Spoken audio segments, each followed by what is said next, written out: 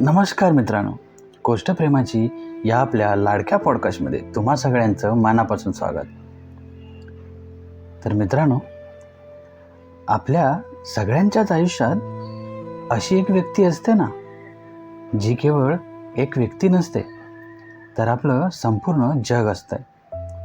ती व्यक्ती म्हणजे आपलं पहिलं प्रेम असतं, आपला सगळ्यात चांगला मित्र असते आणि हक्काने सुखदुःख शेअर करावा असा एक सखा असते. एक अशी व्यक्ती जिच्यापासून आपल्या आयुष्यातली कोणतीच गोष्ट लपून राहिलेली नसते. आपला राग, आपला आनंद, आपला वेडेपणा आणि अगदी आपल्या डोळ्यातलं लपलेलं आसूही जिला एका क्षणात ओळखता येतं, तिच्यासमोर आपल्याला कधीच मुखवटा घालावा लागत नाही. आपण जसे आहोत तसे तिच्यासमोर व्यक्त होऊ शकतो. पण विचार करा, जर हेच जग, हाच हक्काचा माणूस अचानक आपल्यापासून खूप खूप लांब निघून गेला तर? तेव्हा जे दुःख होतं ना, ते फक्त एका व्यक्तीला गमावण्याचं नसतं, ते दुःख असतं स्वतःला गमावण्याचं.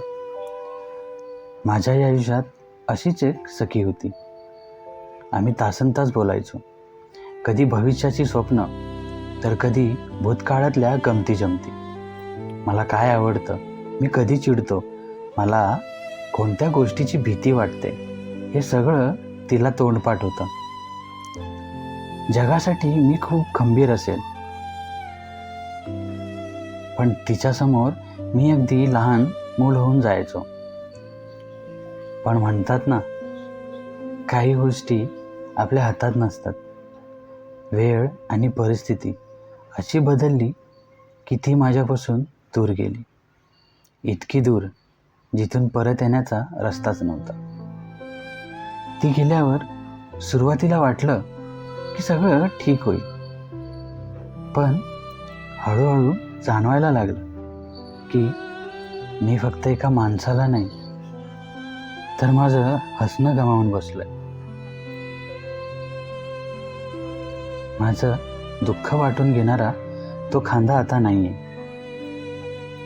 रात्री अपरात्री मनातली घालमेल सांगण्यासाठी फोन करावा असा तो नंबर आता शांत झाला. आजही जेव्हा एखादी छान गोष्ट घडते तेव्हा सगळ्यात आधी तिला सांगावं असं वाटतं. फोन हातात येतो, बोटं स्क्रीनवर फिरतात, पण अचानक आठवतं की आता ते ऐकणारं कोणी नाही आहे. त्या एका व्यक्तीच्या जाण्याने आयुष्यात अशी एक पोकळी निर्माण झाली आहे जी जगातील कोणतीच गोष्ट भरून काढू शकत नाही. असं वाटतं की माझ्या आयुष्यातला आनंदाचा तो रंगच उडून गेलाय. मी चाललोय, मी जगतोय, हसतोय, पण त्या हसण्यामागे आता तो जुना जिवंतपणा नाही. जेव्हा आपली सखी, आपलं प्रेम लांब जातं ना, तेव्हा आपण आपलं सगळंच गमावून बसतो. मागे उरतात फक्त आणि फक्त कधी न संपणाऱ्या आठवणी.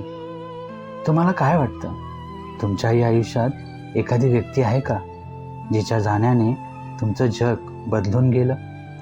मला कमेंट्समध्ये किंवा मेसेज करून नक्की सांगा.